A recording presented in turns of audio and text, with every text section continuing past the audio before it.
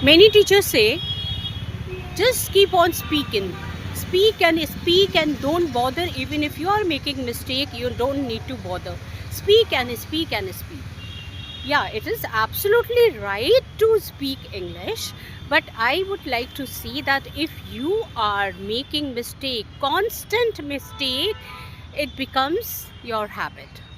So one of my friends, she was in the habit of making mistakes from the very beginning when she was learning English, and after reaching to advanced level, the certain mistakes she used to do when she was beginner, still she makes the same big mistakes.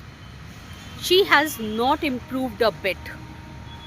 Now she has adding a lot of vocabulary words in her conversation, higher level vocabulary words, advanced level English, and phrases, idioms, everything she's using, but still she makes small mistakes in grammar.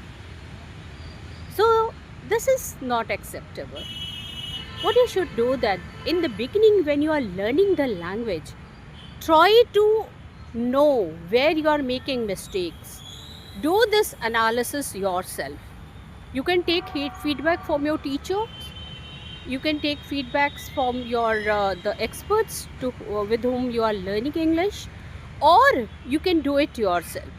So I would suggest you that go for learning one grammar topic at a time. Like if you have taken parts of a speech, and in parts of a speech you are learning subject verb agreement, the grammar topic, just go for it. Learn it till you have finished and you know all the rules of this subject verb agreement. After completing entire thing, test your knowledge. See that whether still you are making mistakes or not. If you are not making mistakes, it means that this topic actually you have got the hang of it. Now go for learning another topic.